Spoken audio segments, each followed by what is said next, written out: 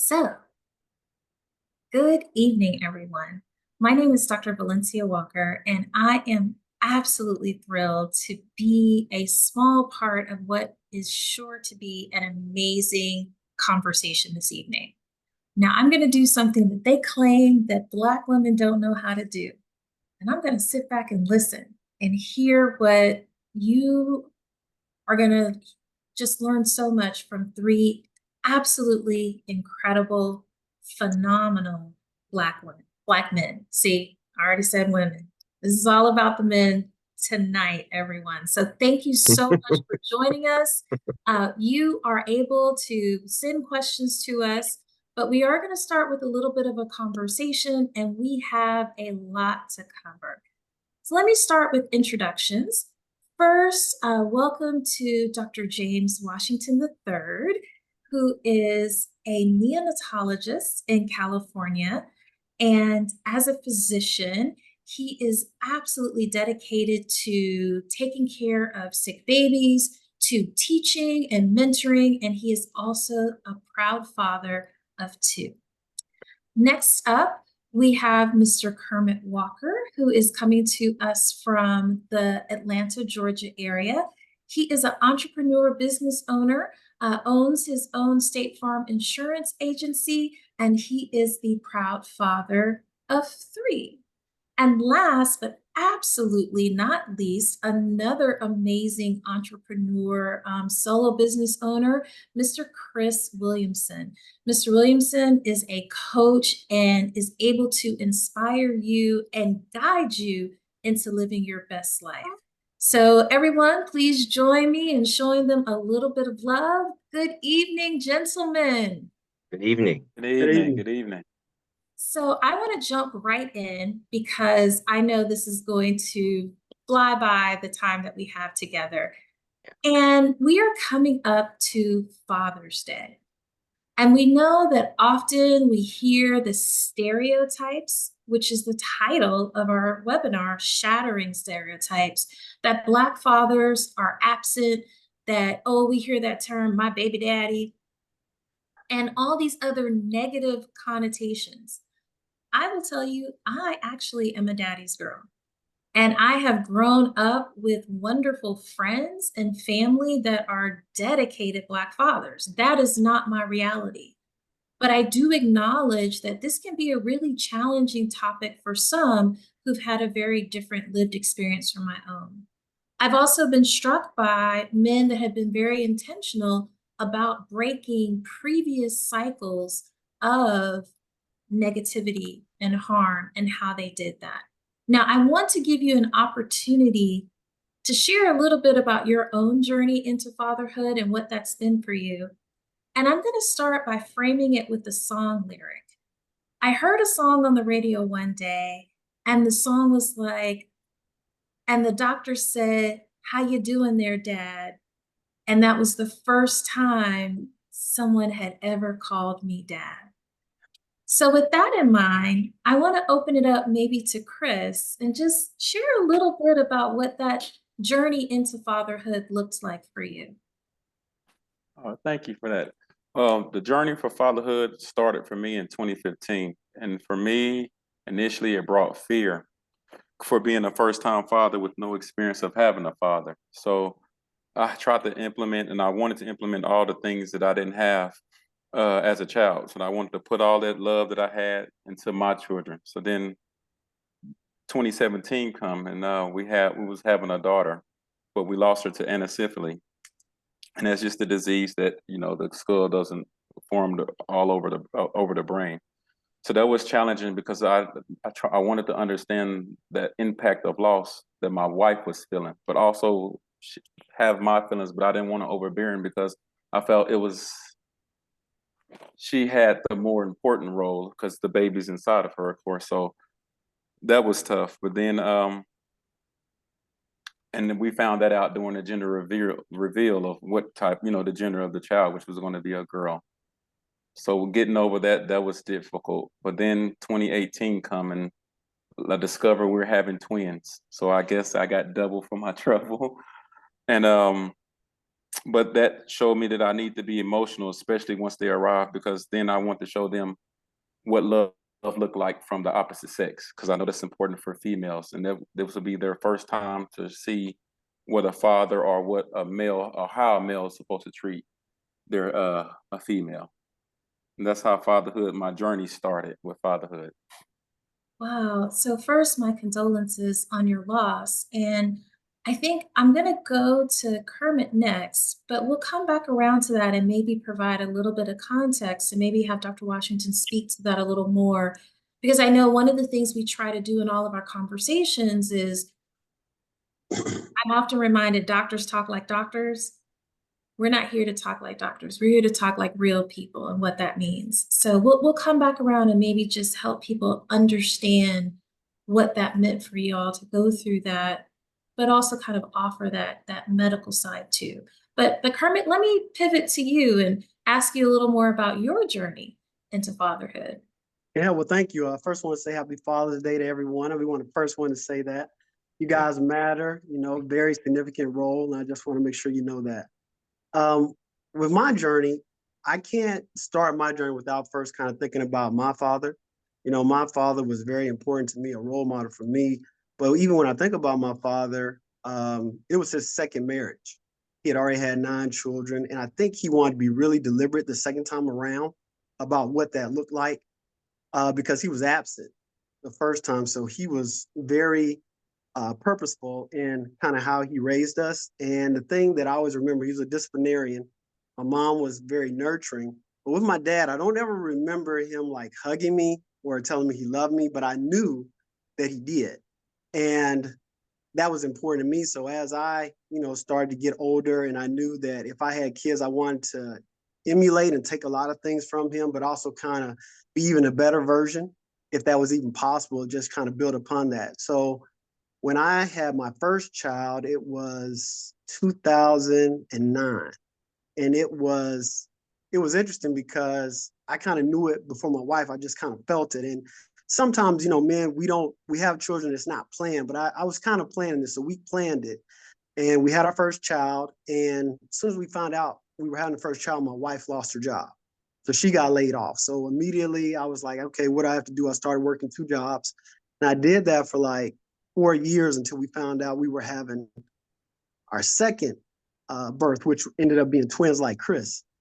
Mm-hmm. So with the twins, that was surprising. That was amazing. That was something that also at the same time was very scary to me because we had only planned, okay, we're having another child, but then to go from having things paid off to be in a car, now I got to buy a bigger, how are you going to provide? How are you going to do this? And then one of our children also had um, a significant development delay. So one of the twins had a delay and just kind of working through that and trying to figure out, okay, what do we do now? How do we handle this? How do we navigate through this together as a family?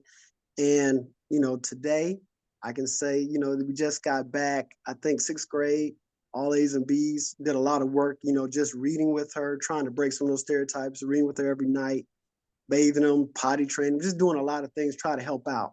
And that's kind of been my journey. It's been one of those things that's been very rewarding, very challenging, but nothing like it. And I think, as the poet said, one of the best things I ever hear is just to hear that dad and hear your kids. One of the first things they say is "dada." So that's kind of been my journey. So it's really interesting that one, both of you ended up the second time around with twins.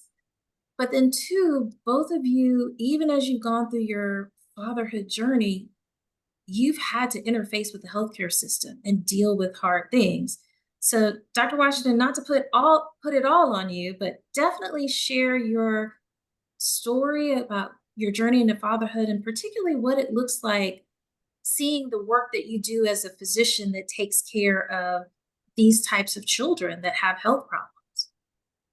Yeah, it's funny because both of those stories struck chords with me because I always thought I would have twins, and I do not.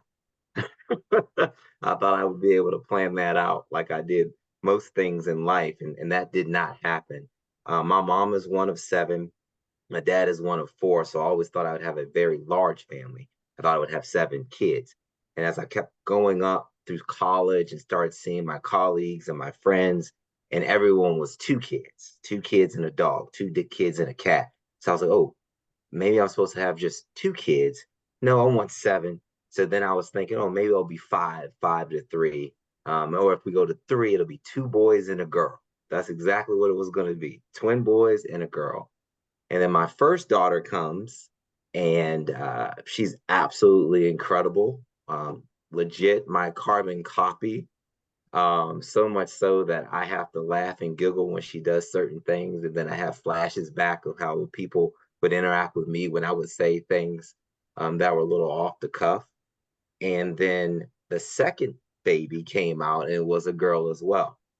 And then she was able to fulfill the role of all the sweetness that you normally associate with a daughter.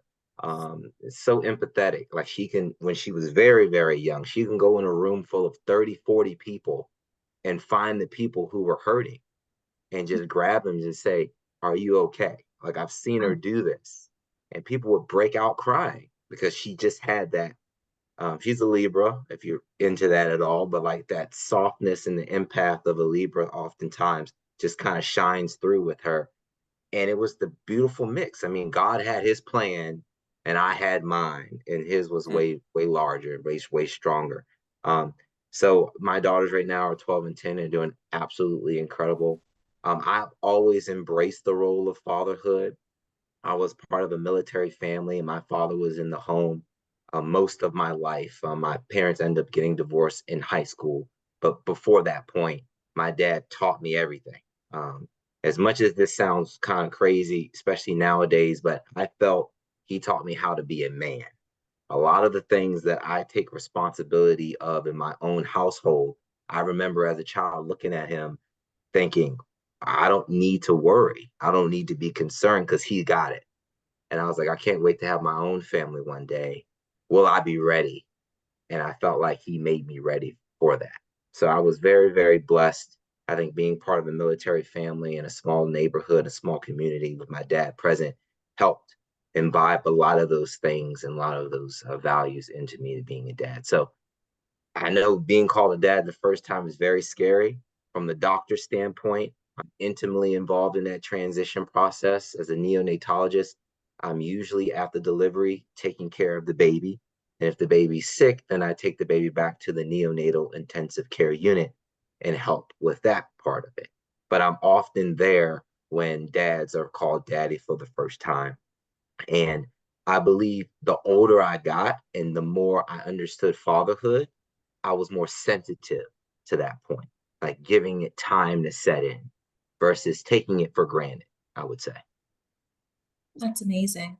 And then, as I mentioned, Chris, you talked about the experience with anencephaly. And so I'm going to do my nerdy moment and kind of break that down a little bit because this can be really difficult for people to understand and visualize. I do want to give kind of a content warning and a trigger warning for people if you may be sensitive to things that are intense or can be really painful to discuss. This is a challenging topic. And Chris, I hope it's okay if I just spend a moment to talk about it a bit, but I'm also a neonatologist. And as Dr. Washington mentioned, we are typically in the delivery room, particularly if there's a concern that something may go wrong, but we're also involved when there are challenges during the pregnancy. And in the condition of anencephaly, you have a baby that is forming like a baby, except their brain and their skull. And that unfortunately is not compatible with life, but you still have a baby growing inside of you. You're still going through a pregnancy. You still have the same hopes and dreams until this can be discovered and figured out. And it truly is a loss, and you do mourn. And you talked about that challenge of how your wife mourned. But what I loved that I heard from all of you is the emotion that you all talked about of your role as a father.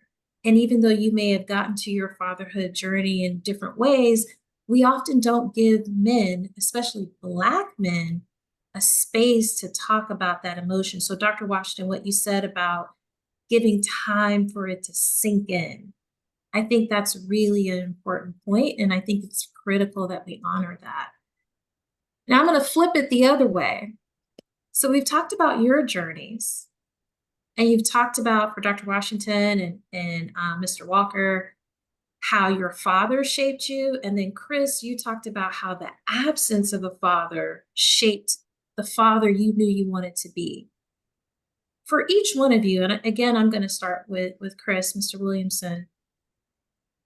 What was it like to take in media, TV shows, movies? Was there anything that you saw that said, yes, I identify as that's the man I want to be, or no, that doesn't represent me at all? I'll date myself then, but back then, growing up for me was the Cosby Show. That was the most positive thing at the time for me.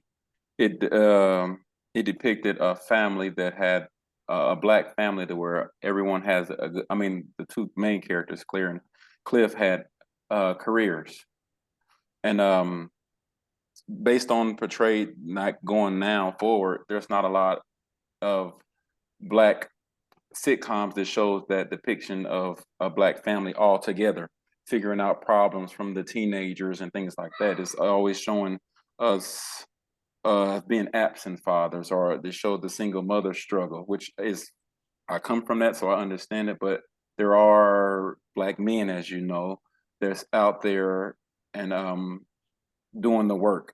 So for me, the Cosby or Family Matters, those shows depict what I wanted to be, what I was lacking, showing that it was a possibility and things like that. So I strove. I didn't know I was going to have kids one day because I didn't foresee it. But once, or if I knew if I was going to have kids, that is the ideal that I wanted to show up as, or to represent me, and I knew it was possible, other than the stereotypes that we have.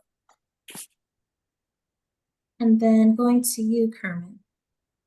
Yeah, definitely the Cosby Show, Family Matters, The Fresh Prince, even a little bit of what was it with Florida and James Evans? A Good little bit of times. yeah, Good good time. times. Some of Good those time. reruns. 227. Good time. 227. So Oh, so seeing a you lot. just want to be clear, Kermit, you're not old enough to watch the original version. You were I'm watching just the reruns. saying. I see what you I'm just did saying. there. I'm just not gonna put myself But in Chris. for the But line. seeing those things, those impacted me, and like you said, and I grew up. Both of my parents worked. They did different things. They had different roles, but they worked together well. It didn't necessarily work out, and it was just feasible for me when I had three under three. For my wife to stay at home at the time. But those are some of the things I was like, yeah, this is the model that I want. But I really struggle because today, and with social media, it's like anything. It can be good. It's a tool. It can also be challenging. You have a lot of people, and it's funny talking and saying things. They don't even have kids, haven't been married. It's just a lot of stuff, and sometimes it's negative stuff. Mm. And you have such a plethora, just so much is coming at you of negativity. It's kind of like, okay, where's the positive? Where can you go to say, okay, if you don't have that role model, where can I kind of piece it together and kind of steal or get things? And it was funny. I was listening to social media the other day, and some of the kids, they were like, okay, hey, if you ask Siri, I bet if you ask Siri to call your dad, let's see if somebody picks up.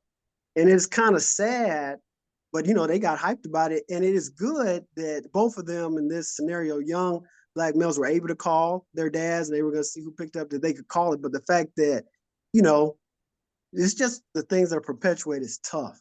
It's tough, and you try to find motivation, and sometimes it's hard in today's society that I see from social media. But like I said, with social media, there are some things that are good, but there are challenges too. Okay, I'm going to avoid the Siri call your dad challenge for no other reason that my father has passed away. Yeah. And that's hella triggering. Yeah. Nobody asked me to insert myself. See, I'm already messing up. I'm supposed to be the Black woman to be quiet right now. Let me switch it back over to James and ask about your take. And you don't have to date yourself either by a sitcom. Yeah, I think this question has been more difficult for me because I don't think I looked to the sitcoms to see what I was supposed to be. I think my family, like big family, I mean, from the Maryland, Southern Maryland, very country, like everybody was always there. And from a young age, they knew I was different. Like I didn't really talk the same. I didn't really act the same. I didn't think the same. So from the beginning, from what I can remember, they always said, you're going to be a doctor or a lawyer. And then when I kind of leaned into that, it made me feel like, oh, I'm going to be a doctor and lawyer. I'm going to keep doing this, what they're saying. So like the TV shows didn't affect me as much, I don't think. Subconsciously, definitely pictures of Bill Cosby with his white coat on and seeing patients, big house with all these kids running in and out with real life problems, but focusing on those and solving those with sensibility, that was important to see. And it was nice to see. But I'm not sure if it affected me wanting to be a father. When we talk about media, though, one of my daughters is an actress. And when you compare the diversity of the Black family then to now, I do think, and I'm excited for her, that there may be more opportunities for her to be part of media. Back then, there was really no Black girls on TV. I mean, except for the shows that we've already mentioned. But now there's more opportunities for her. So for me, I think I don't know if I had a dog in the fight per se, as far as how it affected me, but I know that the effect is so long reaching that I was scared for my daughter when she decided that that's what she wanted to do, because I knew what the opportunity would look like. And her hard work and her effort may not give her an outcome that she desires based on all of these other external factors. So directly to your point, media and how the Black family is portrayed affects us all. If it doesn't affect you directly, it's definitely going to affect one of your loved ones. And as many positive images that we can have on screen, the better off we are. Now, because of what each of you do, and I think James, particularly for you with your daughter being an actress, do you currently use social media to engage around your identity as a father or to make connections with other fathers, particularly Black fathers? It happens, yes, but very organically. It wasn't purposeful. For example, there's this push over the last several years of Black men in medicine, Black doctors in medicine. And there's not many of us. And most of us know each other prior to the social media. And if we don't know each other, a friend of a friend knows each other, right? So when you start seeing those connections organically with these people that have so many similarities to you, and then fatherhood is the extra layer, then those conversations become more rich and more deep. Like my best friends from medical school, next week, he's bringing his family over. We're going to be dads, right, with our families, right? And that's super exciting. That's super fun because that's way different than 20 years ago when when we were doing other stuff. Right, we're gonna So keep this PG, or at yeah, least so preferably G. it's very exciting. But yeah, I think I don't purposefully use my platform to show that I'm a father, but it's well known because I'm very proud of them. And when they have milestones and those types of things, that does get posted. Chris, what about you? Actually, I actually haven't, to be honest. Because initially, just like Dr. James said, I initially first didn't believe that it affected me. I just knew that once I had children, that that would be the concern for them to project the society of how the kids is concerned. But so I haven't really used it to the, I guess, the advantage that I should. I look at it like Kermit mentioned as well. To me, it's a double-edged sword. It has its benefits, but there is a lot of negatives. So to fight through the negatives, I just right now stay clear. Business-wise, I see the significance of it, but not as of right now. No. And what about you, Kermit? With social media, I guess a couple ways. I don't really Now I know I don't really post my daughters or use a lot of my social media with my daughters. I'm real protective like that, just kind of interesting. That's how I am. I haven't really reached out to other fathers like that. I think one of the challenges a lot of times, I don't know if it's, well, it probably is, a lot of Black males, you know, you try to get, or you find yourself sometimes in an independent, like a siloed situation. Mhm. And sometimes you're just trying to make sure that you have everything lined up in that current place. But it's important, I think, to try to find that community, because there's so many things that you're going through, you're experiencing that others are, and you can find, you know, obviously strength, and you can find community in that. And I think that's one of the things that we can always work on. And I know that's something that even I try to work with other fellow agents, sometimes Black agents that I know, male agents. But I think that's always been a challenge, just far as building that community. And so a lot of times, you know, I don't want to say that whole suffering silence thing, but I think that there are a lot of Black men that are, you know, just to themselves, and they could benefit from community. Sometimes, you know, they find it in church, sometimes they find it in fraternity. Like the doctor said, sometimes you find it in groups that are similar, but sometimes you don't. So, we're talking about shattering stereotypes, and you just brought up a stereotype, right? Black men have to be strong. You gotta be able to, stand on your own. So it is interesting, even to hear you all talk through this without necessarily naming it specifically as a stereotype. I'm gonna lean into that a little more because all of you talked about this in your own way, but I want to bring that out a bit. How much do you define your success as, and I'm using the word success, and feel free to insert a different word there, but your success as a father by your ability to provide? Because we always hear the man is supposed to provide. Ooh, Kermit, you leaned into that one. Go ahead. No, I was, you know, get old, you got to stretch. You know, like I said, I grew up in a household where both my parents were providers. And I would dare say my mom, she probably made more money than my dad, you know, that I can remember. But, you know, their stuff was together. But, you know, I've been a provider in my situation. And I would say that I look more for my role when I think about a father. The first thing I think of is protection. That's the first thing that comes to my mind when I think and define myself. I'm thinking about how can I protect my family? How can I make sure that they are where they need and what they need?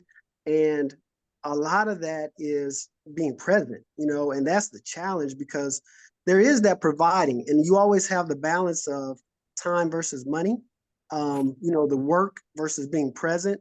How can I provide enough for my family and make sure they have the things, but also what's very important, what they need the most and what they care about is time. Are you spending time with me? Are you there for me? And they say it even without saying it sometimes. So there's always that balance. So when I look and I identify myself, I look at, like I said, protection. I do look at providing, but it's not the only thing. You know, I look at being present. There's a lot of factors that I see in order to be successful, as the word that you used earlier. Chris, what about you? It's the protection and providing. And for us, providing is just doing what it takes to make the family, or whatever the needs of the family is. So, case in point, for my situation, um, daycare is very expensive, and I was working at the sheriff department, and once we had three, now what I was making at the sheriff department almost would have depleted um, my whole salary. So I made the decision to leave it and become a stay-at-home dad, which was hard because now you have that stereotype that we're talking about of men providing. So to me, even though stay-at-home moms and stay-at-home dads is a lot of work, I still needed the fulfillment of some sort of making money. So I packed the kids up. While this was doing also COVID, so I'm making sure my son is on his tablet, getting his school. I have the girls in there ready for my shift because I start taking shifts for Amazon Flex, so I can just feel like I'm doing something and still providing, even though staying at home is still providing. But that stereotype was still on the back of my neck. You need to at least make money, money, money as well. So I did that to fill the void that I thought was needing to be filled. But it's all about what's your sacrifice for your family. That's what the success is. Whatever your family needs, And then for you, James? I think it changed for me. I During COVID, around that time, I went through a divorce. And prior to that point, I was contracting with hospitals, had my own like neonatal group where I was providing services for different hospitals. But in order to, as you two know, being an entrepreneur and growing your business, it's like a baby. And I was working 25 to 28 days and 30 to make that work. So when the divorce happened, I needed to make a decision, a conscious decision that do I keep growing that baby so that I can provide for generations, right? Like I'm not talking about just my kids. I mean the kids, the kids, everyone, right? Um, and that's probably more prideful, right? Wanting to have this legacy of Washington. You know, I'm the third, so that's already kind of put in me and wired a bit. So kind of keeping that going as much as I wanted to. And then I said, no, being present and being with my daughters is more important. So I needed to make a switch in career, job. My career stayed the same, but as far as the employer versus being self-employed, going with a group and partnering with them in a different way, I needed to make that decision so that when I have my daughters, they have all of me. And they have actually realized that, and they've told me that Daddy, we know what you did, and we really appreciate it. And it just feels way different because you don't think they know. Like I think one of the stereotypes in my head of a dad is you sacrifice, but they don't know. Like they should be so safe that they don't even know dangers at the front door. And I try to pride myself on that part, but I guess they knew, right? Because they said, we know what you did and we appreciate it, right? So yeah, I think financial is an aspect of it. Like Kermit said, it's multifaceted in that you need to be present as well. I mean, oftentimes when I show up to a lot of the school events in my scrubs, the other families are completely surprised. Like, how do I have time to be there? And it's because it's the priority. So I think it's multiple things when it comes to providing for your family. But that was a very tough journey for me. Initially, it was financial, it was safety, it was security. That's it. But it changed. So I feel like we could stay just on this point for another 30 minutes, and Marie will kill me if I do that. But I Right. want to again pause and say there's a lot of stereotype even for you, not the external stereotypes around that idea of protection. And what I think I heard each of you say is that you started to realize providing, I'm sorry, about providing. There's a lot around that concept of providing. But what I heard each of you start to say is that for yourselves, you had to break down that stereotype and start to see there are other P's, presence that you had to prioritize, you know, protection that you had to prioritize, and that you also had to unpack a little bit of ego Yes. around that Yes. too, and that those things came with personal sacrifice, right? The decision to be a stay-at-home dad. You know, for Kermit to have a different model than what he grew up with. And then James, for you to kind of come out of divorce and give up something, you use the word legacy. But of course, our children are our legacy too. So it's very interesting how this has evolved for each of you. I do have one more question I was going to ask, but I think, James, the point you brought up allows us to insert one of the questions from the audience. And the question is, can you speak to navigating fatherhood when there's not, quote unquote, the nuclear family, because the parents do not live in the same home together as the children? If you feel comfortable, do you mind sharing a little bit about how you've learned to navigate that? I can I can go first. Yeah, That's okay. I think you might be because I'm the better person to speak to it first. Yeah, I think respect is the utmost important thing.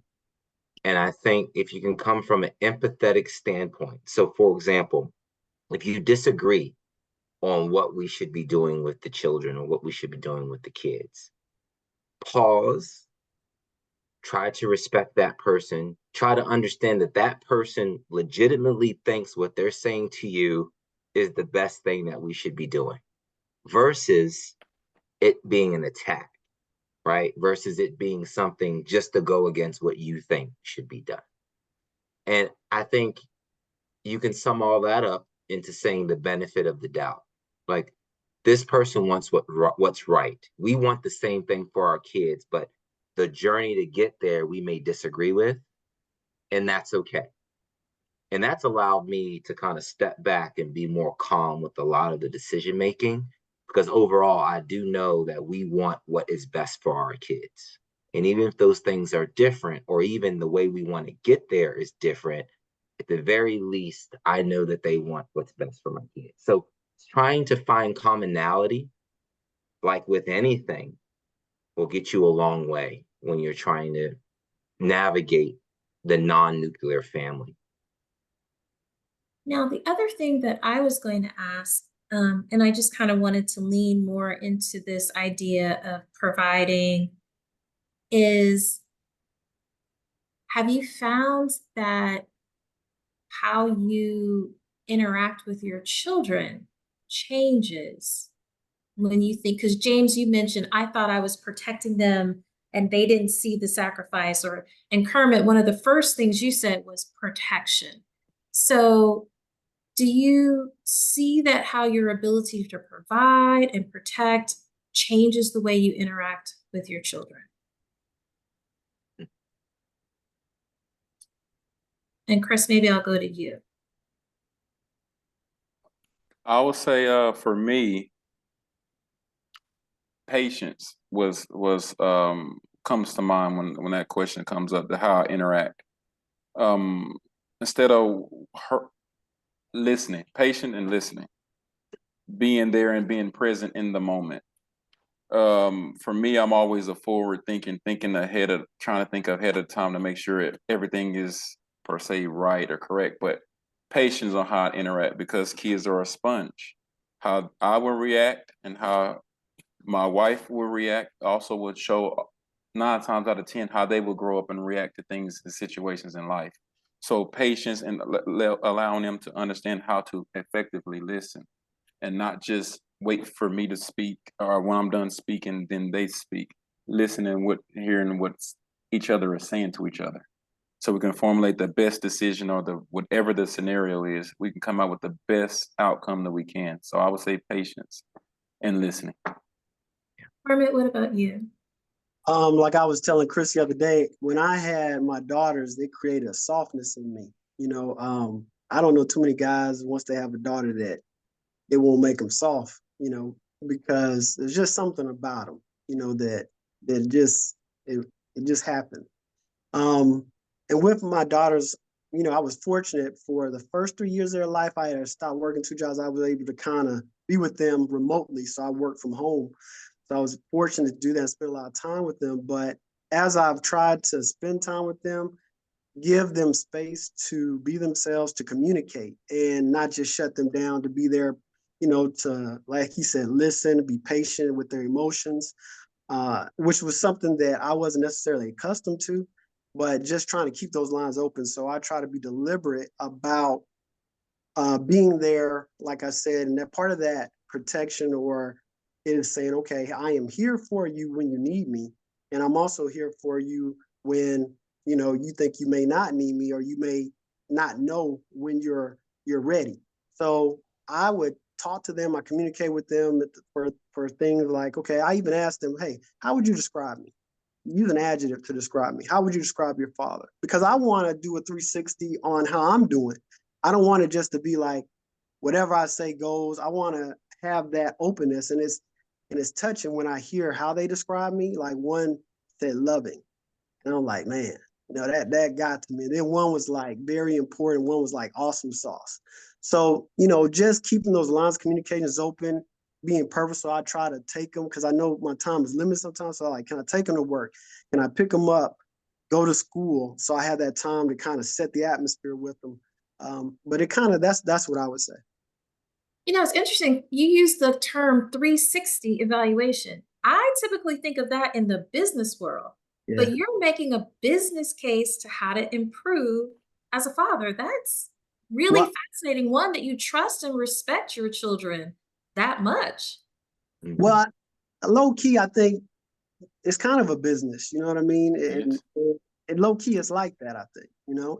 And how I look at my kids, $100 million worth. So even like I'm just gonna leave them anywhere. They're very valuable. And so how do I Mhm. grow them, and how do I prosper them, and how do I just build into that? And so you think about trying to grow a business, you want to have that, and you want to have the buy-in, and it's just important. I Agree. That's amazing. Thank you for sharing that. That's a really interesting perspective and it's very logical and makes a lot of sense. James, I don't want to leave you out of this part of the conversation. What would you like to add?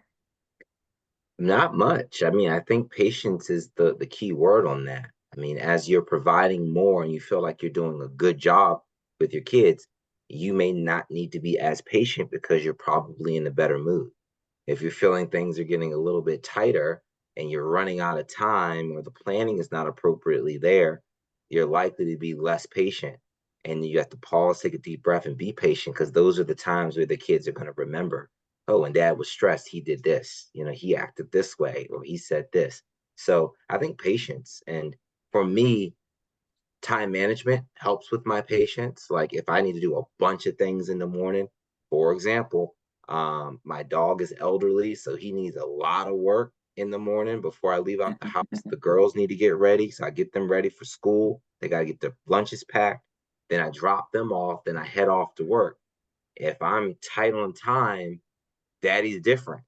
So I wake up a half an hour early. That way everything can be nice and easy, nice and calm, and allows me to be a bit more patient. So I think Right. patience is a big one. So this is really, again, nice because you're saying, how do I show up as my best self? Because when I'm showing up as my best self, everything is going to go better. The other thing I'm hearing from each one of you is how hands on you are with your children.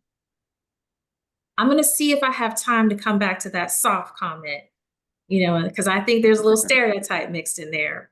But before I do that, I think what I'm hearing from all of you brings up a different question.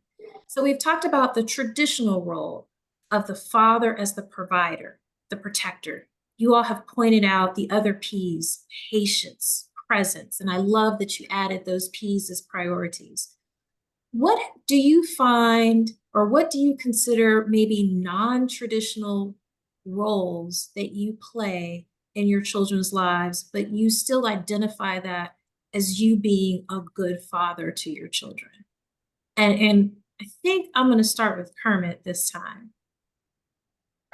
What I think, and like I said, it's kind of odd because everybody's different.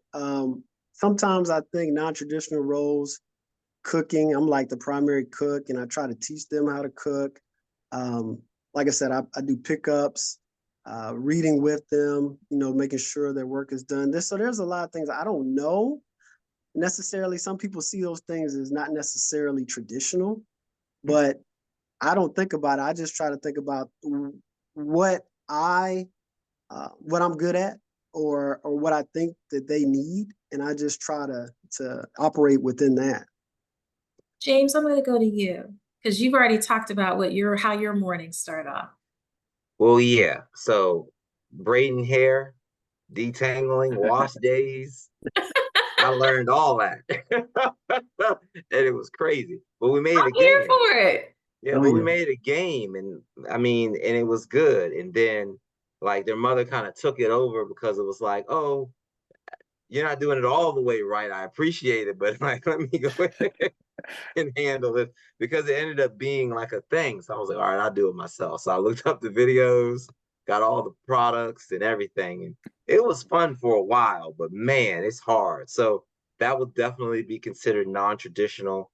The other things that I would define as non-traditional is if I show up for something and only mothers are there, that is why I'm like, oh, there's no dads here, right? And I find that a lot of times with school volunteering, field trips, pickups and drop offs, like Kermit said, um, fun things like we do girl dance parties. So I'll just put the music on real, real loud. and it's a girl dance party. So we're dancing and we're having a good time. And my dad was like that too. He was kind of goofy, funny guy too, but he was also very stern and military. So I feel like that's still in the realm of dad or dadderly duties. We're gonna coin a new term, dadderly duties, right? Um, but no, I think of those things, the hair, that was a tough time. Right. So, Chris, what about you? For me, it was once I chose to be the stay-at-home dad. So that meant cooking. I had a nice schedule before my wife came home and messed it all up. But I had the cooking schedule. The seriously, I had a nice plan. It ran very well. Yeah, I'm But then sure. bath times. I remember bath times being good. I had a little played the music that they liked, the little Disney songs and stuff that they like. And what struck me, what Dr. James just mentioned, is showing up to school and people are shocked. Yeah, For showing up to my, you see the face, you already know what the expression on their face mean, and they're shocked that you're there, as if Black fathers don't show up. So when that was important to see. So just all around being the stay-at-home dad and everything that meant cleaning up, but the bath times are the most memorable and fun times because we play their songs and I sing along with them with their songs. Awesome. I won't ask you to give me your favorite tune. I'm tempted, but I won't do it to you. Now, I do you look again like you want can sing. Chris can Uh, sing. I think but we're not gonna do it today. okay.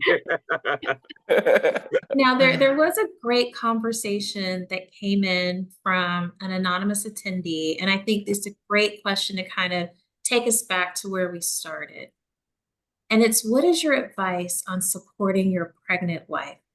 You know, pregnancy, carrying the baby inside of you, and the way that everyone focuses their attention, right, on, because that's such a visual process.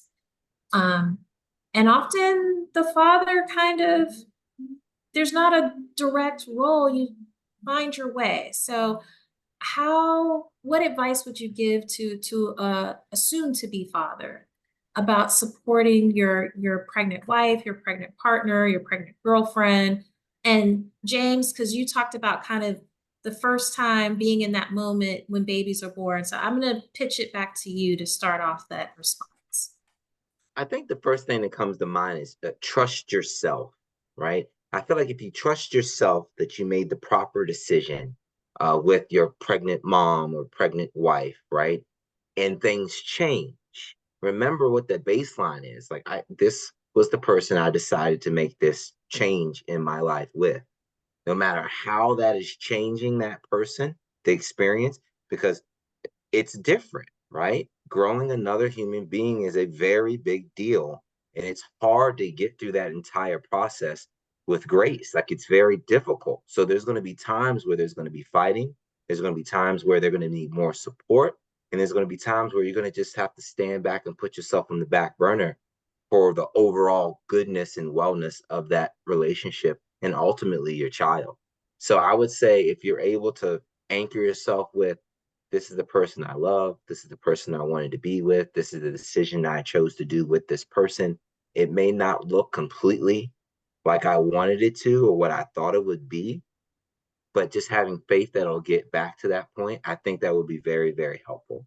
It helped me through the process. I had one lens as being a father and the other lens as being a doctor. So a lot of stuff was super scientific and detailed. Oh, okay, how are you feeling? Oh, I feel this. Well, that's a little bit different than Tuesday. What about this? Oh, come, let's change this. Let's do another appointment. Like it was way different because of what I was learning from a fellowship standpoint about newborns and how they were being grown and prematurity. I mean, my oldest child did come out premature and did spend time in the NICU. So, me having more information about that process, I could focus on and drill down on things that were more important and be able to ignore the noise when other fathers aren't able to do that because they don't have like the clinical background. So I would say the simple part would be trust yourself, trust your decision to do this with your wife and have this baby. And if things change and they're a little bit different, know that that is part of it.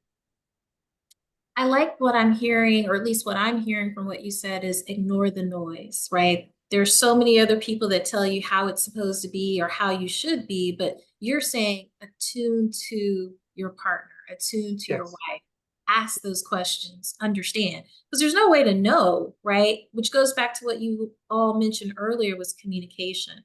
Chris, what Communication, advice? Oh, team. yes. Yes, Chris, what advice Communication, would like y'all? team, you too. I think that's the best way to do it, right? Like if you're gonna go fight this war, and pregnancy is rough, right? It's beautiful, but it's rough too. If you're gonna go fight this war, just know that you two are fighting it, and the outside is the outside. So that's how I would take it. I love that. Chris, what about you? I would say do what feels right, and that meaning if there's any trauma or things that needs to be dealt with or handled or talked about, deal with that. But also allow yourself as the male to feel the emotions and admit when it's tough. When and admit when it's tough, and if you need time to process that, because so many times, yes, it's the woman is going that's who's going through the process, but for the men, there's really no space for us. We feel like it's all dedicated to the woman, which it is in a sense, but we're also going through our feelings and things like that. So I would just say, just take time to yourself sometime, which is okay to do so, and you shouldn't feel guilty about taking the time for yourself because you're going through the process as well as she is. Now, one thing you touched on, and I might have to ask Marie to bring us back for session two, was how these things can bring up past traumas and can be triggering. And if you're not like, it could be triggering for your wife in terms of what she's experiencing, be triggering for you in terms of what you've experienced. I can imagine in your case, with previously having a loss, that next time around, it's like, what's going to happen?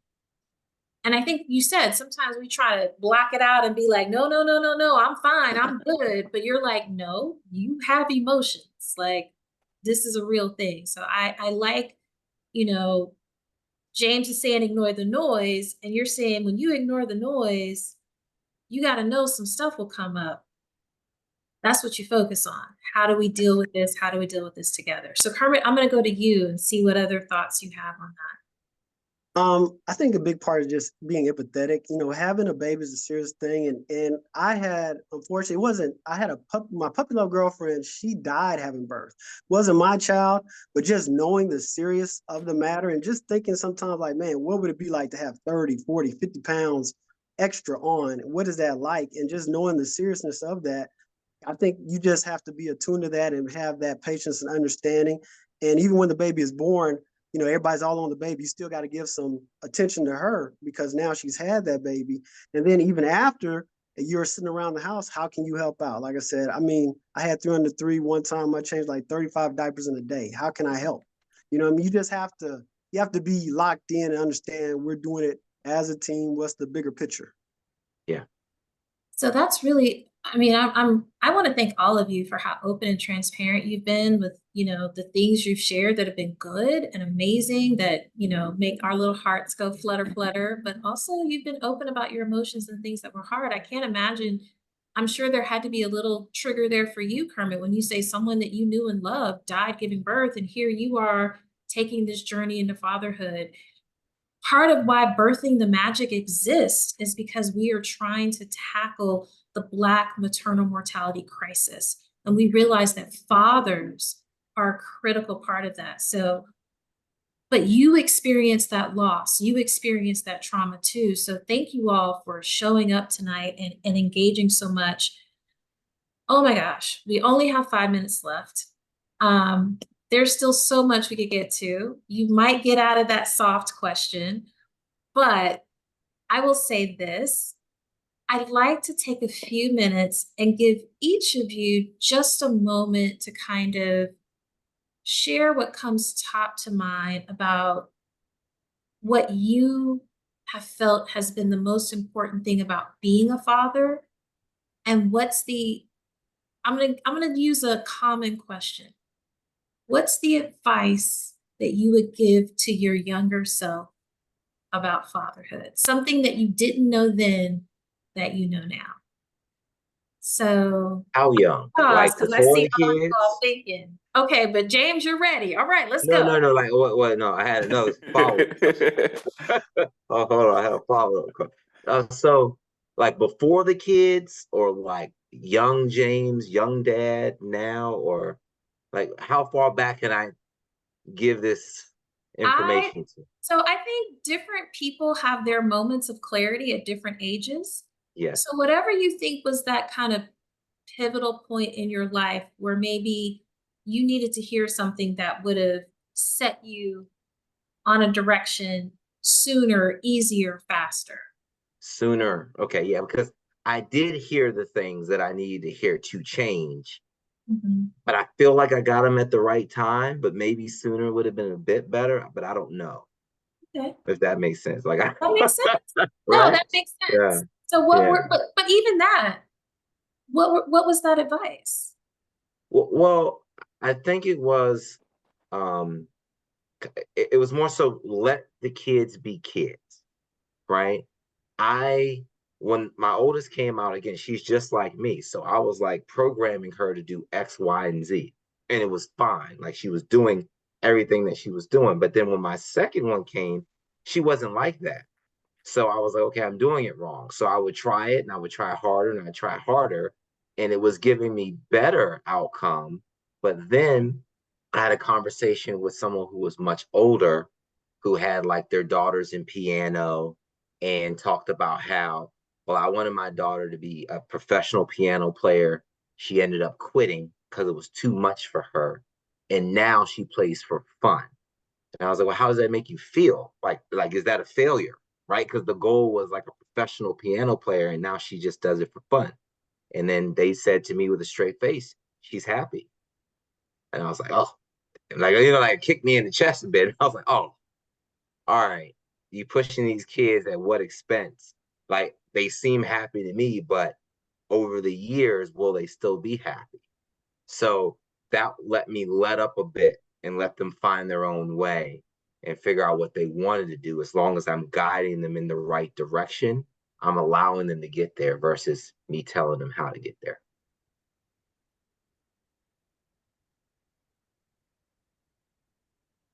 Who wants to go next?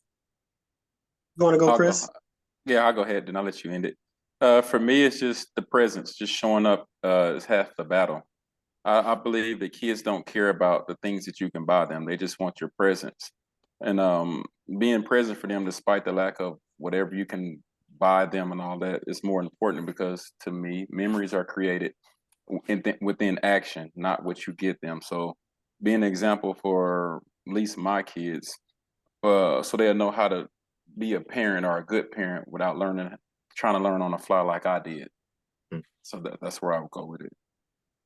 I'll end it with, don't expect to be perfect because you're not going to be. There's no handbook comes, every child is different. I always tell myself an acronym, it's called RACE, RAC. We're part of the human race, the Black race. The R stands for be a role model. B, set the tone for the kids. A, be available. You can't pass a baton if you're not present. C, communication is big with the kids, is big with the partner. That's where we struggle a lot of times, just trying to keep it together with the ones that we brought in. So let's try to figure out how to do that. And then lastly, E, endurance. It's not given to the swift or strong, but the ones that endure to the end. And it's not a sprint, it's a marathon. This is lifelong. And you want to be able to where your kids can come to you and feel good about being able to come to you and want to be with you. So Oh, I can would I put a say button on what he said? Like a little button? absolutely. Yeah. So again, something that I say with like my team or with my family is like, if you want to go fast, go alone. If you want to go far, go together. And it hits off on your endurance, like your E for race, because it's like we need to do this together as a family, and we hold each other up, and that will make us and allow us to go far. Gentlemen, this hour went by too quickly.